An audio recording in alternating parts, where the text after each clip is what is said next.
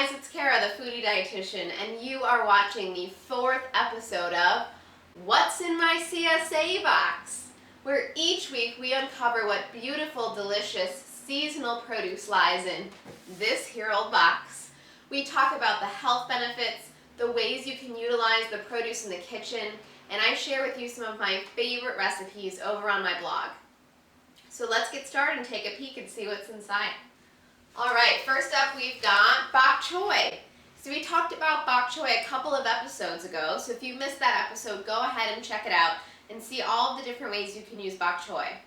If you don't remember, bok choy is a great source of vitamins A and C, and it's awesome to use in stir fries. Next up, we've got cantaloupe. So cantaloupe is a great source of vitamins A, C, and folate, and you can eat cantaloupe freshly cut. You can use cantaloupe in a smoothie. You can make a nice cold gazpacho for the summer. Cantaloupe also works really nicely in salads, and it pairs amazingly with herbs like mint. It pairs great with cucumbers, which also fall into the melon category. Or you can make melon sorbet or melon popsicles as well. Next up, we've got corn, more corn. We talked about corn last week, and remember we said that it's actually a lot more nutritious than you think. It's a good source of antioxidants, and it's a great source of insoluble fiber. Next up, we've got onions.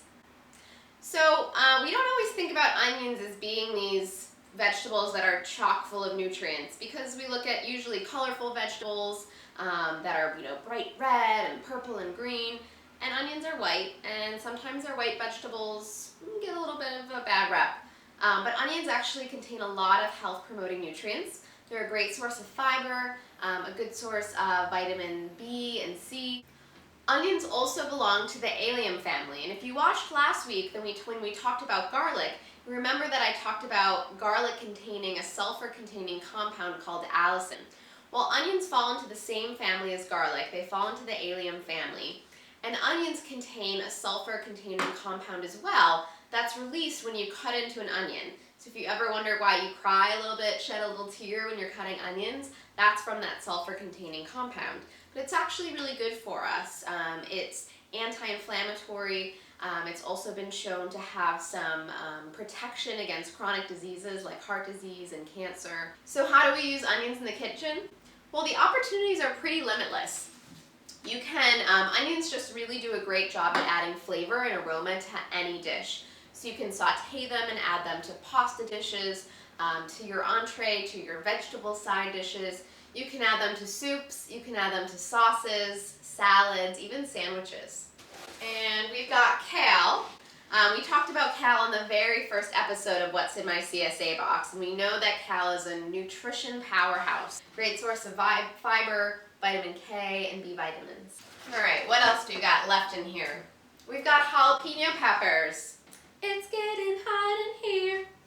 I love spicy peppers. The reason I love spicy peppers is because not only do they add a lot of heat and flavor to dishes, but they also pack in a lot of nutrition.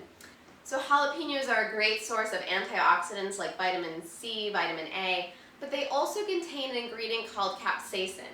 And capsaicin is found in hot peppers like jalapenos, and they actually have a lot of health-promoting benefits. So capsaicin is the ingredient that gives jalapeno peppers its heat. So capsaicin helps us to release endorphins, and you can think about endorphins as natural pain or stress fighters. Capsaicin has also been shown to help curb appetite and to help with boosting our metabolism and burning off fat. So some of the ways that you can use jalapenos in the kitchen, you can dice them up and put them into a salsa to give the salsa a little bit of heat. Jalapenos work great in any type of Mexican dish. You could roast them, you could stuff them, you can even pickle them. One of my favorite dishes where I used jalapenos is my vegan Chipotle-inspired Mexican burrito bowl, which I made for Cinco de Mayo.